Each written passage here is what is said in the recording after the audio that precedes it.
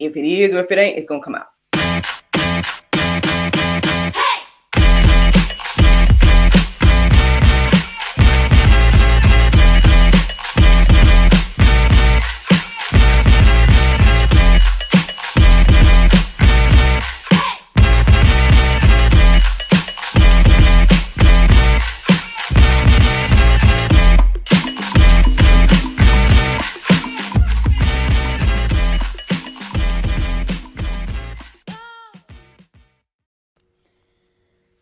Good morning, everybody. It's your girl, Miracle Sims, and you are listening to God, Sex, and Love, your daily dose of inspiration and juice. It is November the 5th, 2022, and today the topic is harvest time. Happy Saturday, everyone. Happy Saturday. I hope that you all had a great day yesterday. Mine was just fine. There was a few key and highlight moments throughout my day yesterday. One, I gave my little guy his first unwind experience. I might go a little deeper and tell y'all about that in the after show because it just was really, really cute. I gave myself a mani-pedi and whatnot as well, But yeah, I gave him a little time, and I'll talk to y'all about that later because yeah, really, really cute. Also, I want to give a shout out to my friends over at Imagi Read and Words Unite bookstore. They featured yours truly, aka Madam Miraculous, in last night's National STEM and STEAM celebration and everything like that. So that's why y'all see me in Studio B, and that's why, the Mad Miraculous book is right here and everything like that, because your girl was live last night. So I'm going to try my best to share that information with you all on social media. If you guys want to check out your girl in that, it should be on their YouTube now and things like that. So yeah, shout out to that bookstore and all the amazing ladies that was on the panel representing STEM and STEAM out in the community and everything like that.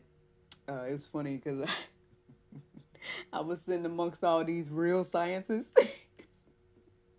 and I'm like, so I'm gonna let Madam Miraculous do her thing, but at the same time I'm like, you ladies are legit. Y'all out here doing all kinds of cool things. So shout out to them. It was great to be in that mix of amazing women, and I hope that you all check out that video and everything like that. For the most part, that's what yesterday looked like to me.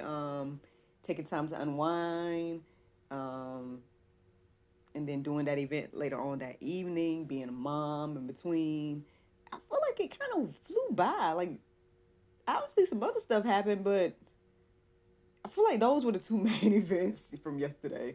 But anyway, let's get into this chat about harvest time, friends. So, long story short, basically yesterday, while I was doing my pedicure, I was listening to some different content and whatnot, and I came across Prophet Sean Hendrick.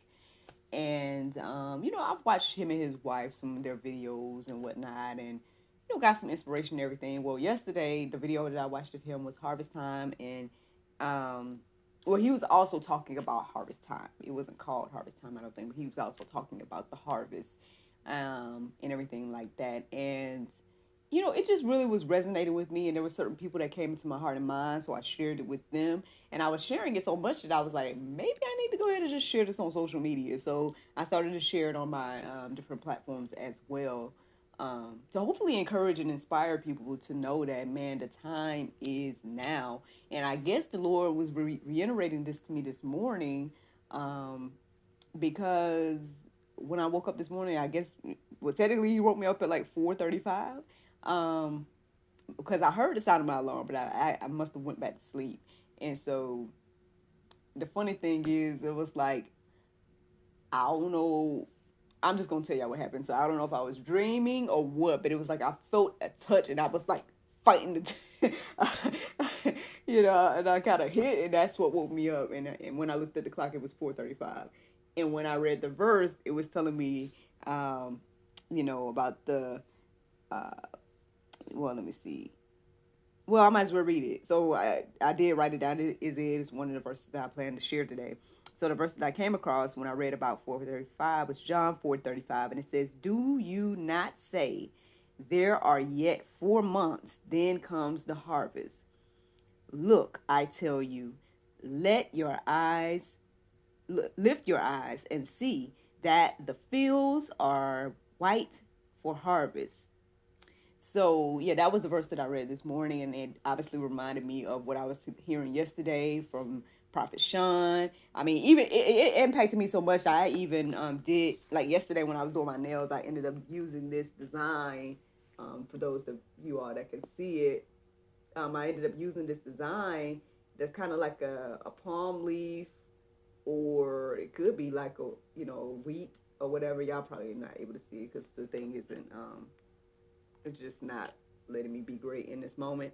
Maybe I can show y'all better later. But I even put that accent nail on my nail yesterday because I just wanted to be reminded about the harvest. And then lo and behold, the Lord woke me up with that this morning. So I was like, okay, obviously it's harvest time. I need to chit chat about this. And so, yeah, so here we are. Here we are. I mean, I looked up some more verses this morning. They were resonating, and I just shared one of them, but here's the rest. So Luke 10:2 says, "And he said to them, the harvest is plentiful, but the laborers are few. Therefore, pray earnestly to the Lord of the harvest to send out laborers into his harvest." Now, the interesting thing is, as I was reflecting on this verse this morning, I was thinking about, Prophet Sean, his wife, even myself, and someone that I follow, Dana Ray, who's going to be featured on GSL in the future and things like that. Like, a lot of us are relatively new when it comes to ministry, right? I know Prophet Sean shared his testimony where he said he started in 2020. Technically, I started GSL in 2020. A lot of people, again, God shook up a lot of stuff in people's lives and led them to do whatever they're doing for the kingdom in 2020. So 2020 was definitely impactful, whether people want to admit that or not. Again, if you were in a position and ready to receive from the Lord and ready to do his will, he's using you out here because these people, from what I'm understanding, I'm grateful for the growth that GSL gets, and I'm not like trying to worry about any of that. My whole thing has been just stay consistent. The Lord waking me up every morning to do this. I'm going to focus on that. But there's some of them that it seems if what I'm hearing is correct, they're starting their ministries and they're having huge impacts to where people are watching them live. That they're able to get these followers and all these different things where obviously it's making an impact. And that's just online. Like that's not even talking about what type of impact is happening in person and whatnot. And so I guess the thing that was coming to me this morning is that like it's about being in the will of God, right? It's about being willing to do the will of God. It's not like, and people, ooh, all right.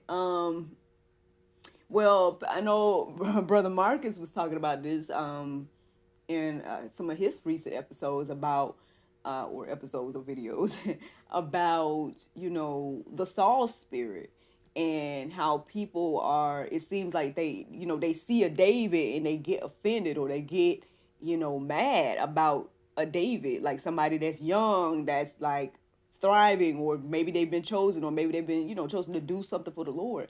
Well, hey, if we're out here praying, if we see that it's harvest time, right, and we're praying that Lord bring more laborers, again, we talked about this, I want to say last week, the laborer might be a little bit younger than you or whatever the case is, but if their heart is ready to be used by the Lord, I believe that God is going to use them. I believe that's what we're seeing now. We're seeing a lot of young ministries, young people that are on fire for the Lord and speaking in this season and standing up in this season and doing all these things for the Lord, for Jesus Christ, the name of Jesus Christ to spread and grow and be laborers in this harvest. And so, if you're Saul, don't be mad. At the end of the day, support these individuals. These people need mentors, X, Y, and Z. Don't be like Saul, be trying to kill it, kill the move of God before it even gets out here. Do what you can to help it, because at the end of the day, like this first verse is telling us, the laborers are few.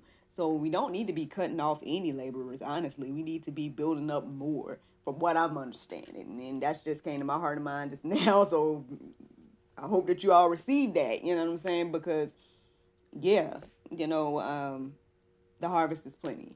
And so I've already shared with you all John 4:35 and everything like that. Again, do you not say that, we got 4 months and all that type of stuff. Again, the Lord woke me up with this morning. I was reflecting on this yesterday as well. The harvest is now. The work needs to be done now. It's not a old later thing. Like, there's plenty to be done, like, right now. That's what I'm believing and receiving. And so I hope that encourages you and inspires you to get on it, right? Let's see what else. Proverbs 3:9. It stood out to me this morning, and it says, honor the Lord with your wealth and with the first fruits of your produce. I believe there's another word in between of and your, but I can't tell what it is. So y'all can look up that verse for yourself to see exactly what it says. But it's pretty much telling us to honor the Lord with our first fruit. So as you receive a harvest, whatever the harvest may be, friend, like if it's a financial harvest, if it's whatever, let us remember to honor the Lord. I feel like I've shared with you guys my journey over the past month or so, shifting my mind in regards to finances, shifting my mind in regards to my income. I was feeling like, man, I don't have enough, right? And now I feel like, okay, I can use what I have to do what I need to do and put it where it needs to be. And I've just been trying my best to be very intentional about taking the first fruits and sowing the first fruits into the kingdom, and everything like that. I tend, and I mean, just putting it out here so you guys can consider it as well, that I tend to, give my tithes to my mom's organization, the Inspirational Outreach. Now, why do I do that? Now, I know people, again, if you are in a church home and whatnot, you're supposed to do and give it to them. However, the church home that I go to is relatively large. And I'm not saying that they don't need my tithes or whatever. But what I'm saying is that I know that my mother's organization is small. And, she's trying to do a lot in the community and everything like that. And she doesn't have a grant, you know what I mean? She is kind of doing a lot of this out of her own pocket and everything like that. And so this is, for now, you know what I mean? While she's in this place, I feel led personally to sow, right, into her ministry. So I think we need to kind of, when we think about tithing, because I know people got issues with tithing, they got issues with this, but I feel like there's ways to do it. I feel like if you're not comfortable, giving it to a church, because some people aren't comfortable giving it to a church, I mean, give it to a faith-based organization. Like, I'm giving it to my mother's faith-based organization, Inspirational Outreach. Like, maybe save it, and give it to that person on the street, and because that was something else that in the past that I started to do, was like started to kind of keep the funds to the side. And then when I was asked it, I was cheerfully ready to give, versus how I was feeling before I started doing that. Or what I feel like there's different, or there's times, here's another example of what you could do. There's times where I would save it, right? And then I would, have a friend or someone in need, and I was able to help meet that need because it was already put to the side and I believe for that individual person.